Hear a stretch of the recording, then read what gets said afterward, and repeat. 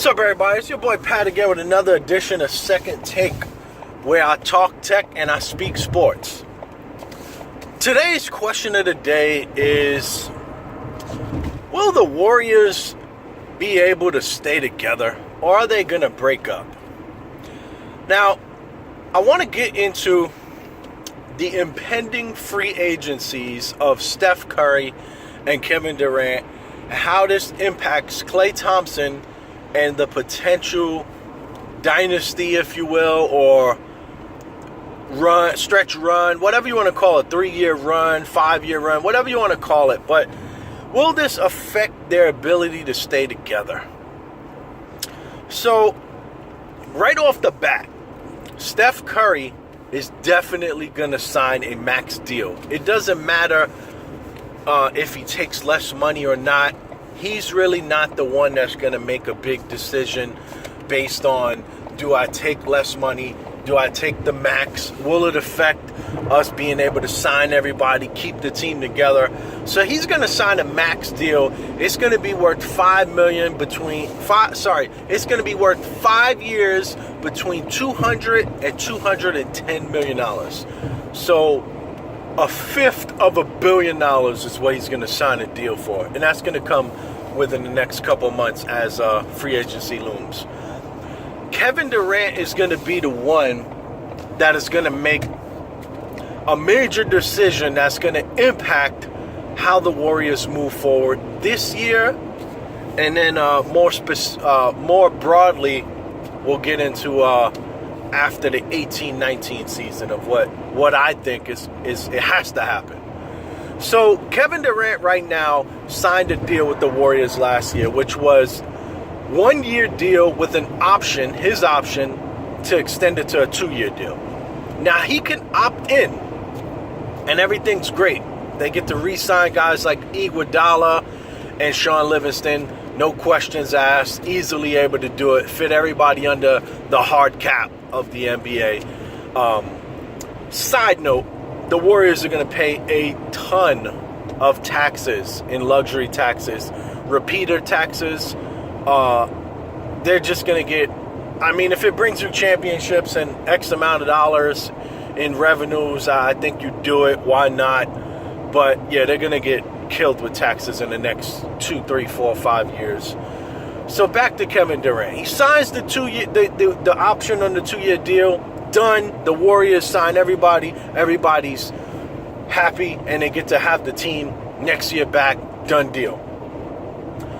What if he decides to opt out and he says, I'm going to sign another 1-year deal with an option? He can do that. The Warriors could sign everybody again. Done deal. Easy peasy. Word of the day. And the Warriors look good for the next 2 years. Easy. But what if Kevin Durant decides to sign the max deal, or what they're calling a super max deal, based on all these weird rules of the NBA collective bargaining agreement? Steph's going to sign a super max deal. KD signs a super max deal. If he signs a super max deal, the Warriors will have to renounce the rights to Andre Iguodala and Shaun Livingston. No questions asked. Literally, they will have a team of 4 guys and a bunch of, I don't know who this guy is. That's what most casual fans are going to say. I have no idea who this guy is. So, will they do it? I don't think Kevin Durant signs the Supermax deal because, one, when he came on, they had to renounce the rights to 5 guys to just sign him. Now, you're going to max out and let them renounce the rights for 2 other guys, literally half the team. 7 of the 15 guys under contract you would have had bumped to the side just to fit you under the salary cap. I don't think he does it. I think he takes a little bit less. I think he's got to take $4 or $5 million less than the Supermax deal is worth to him for them to sign guys like Shaun Livingston and Andre Iguodala. But the bigger issue that I have is when he signs this deal, whatever form of a deal he signs, eventually he is going to max out. He is going to sign a Supermax deal which NBA collective bargaining agreement stipulates only 2 guys on a team can have a Supermax deal. That would be Steph Curry and Kevin Durant. So this begs me to ask the other question, or the question that lies ahead. In not 17-18, not next year's season, but 18-19 is the last year that Klay Thompson is under contract. Klay Thompson at that time will be 28, 29, depending on when his birthday is. I don't know when his birthday is. But he's going to be 30 or under. That is a guaranteed fact. And he's going to be eligible for a Supermax contract, which the Warriors are not going to be able to sign him to. You will have Steph and KD going in the 1920 season into their 3rd year of their deal. So they're locked in for the next 5 years after, when they sign. So 17, 18, count 5. So 22, 23 is when they're going to... 21, 22. Yeah, 17, 18, 19, 20, 21. 21, 22. I'm counting on my hands.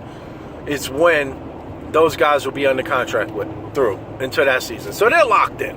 But when Klay Thompson is a free agent, the Warriors can't sign him to the deal that he deserves based on tenure in the league. So what do? Do they ask him, hey, just take a normal deal?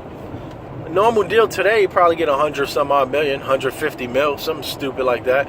But is he going to say, hey, I deserve my 200 and some odd mil also, just like everybody else is signing?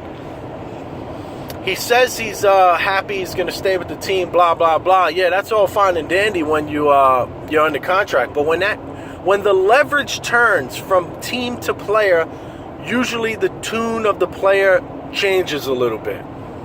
So do they go into free agency and say, hey, Klay, you got to sign a less deal and risk him leaving for nothing?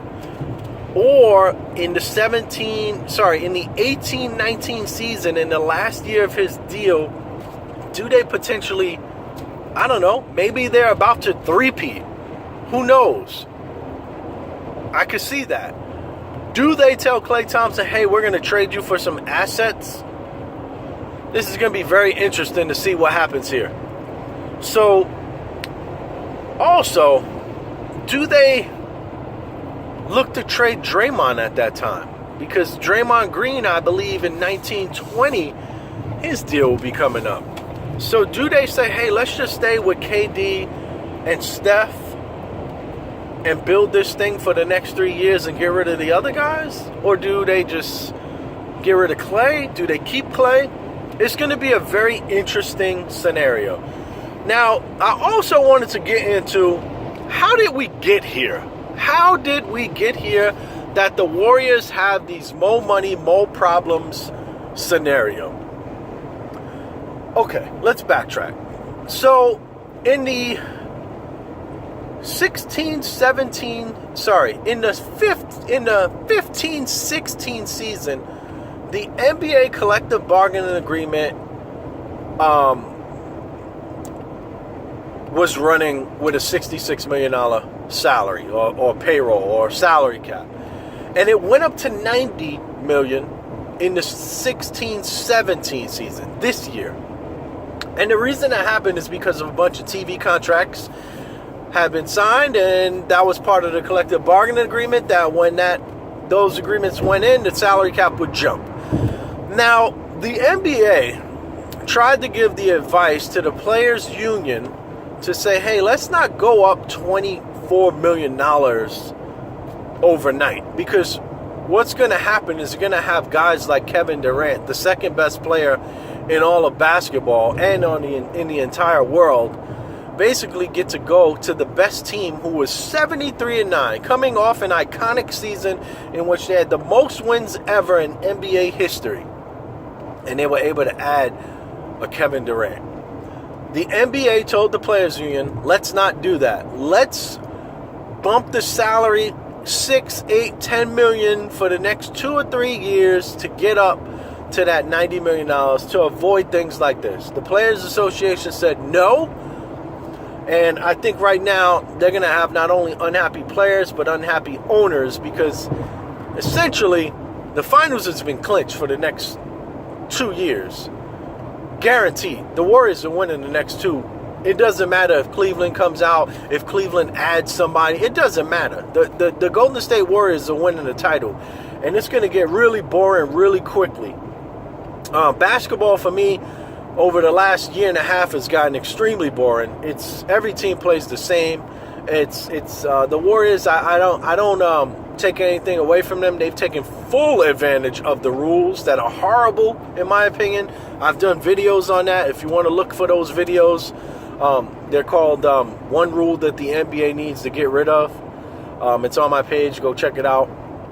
Maybe I'll try and link it, see if I can figure out some skills that I have or something editing wise. But that is the issue that we have, and that's the situation that we are in today. I think that the NBA is a foregone conclusion that the Cleveland Cavaliers and the Golden State Warriors will be in the finals for the next 2 years, guaranteed. That will make 5 years in a row. I believe the Warriors will win 4, and the Cavs will win the 1 that they've already won. But it's going to get quite boring when teams realize they can't compete. But that is how we got in this situation. So do you think that the Warriors are going to break up? I think so. I think facts, you can't deny facts. I mean, the bargaining agreement is the bargaining agreement, and you can't keep this team together unless Clay decides, hey, I'm only good for 100 or good for 150, whatever they can sign him to keep him out of the Supermax realm. Let me know your thoughts, your comments. It's your boy Pat. Peace. Catch you in the next one.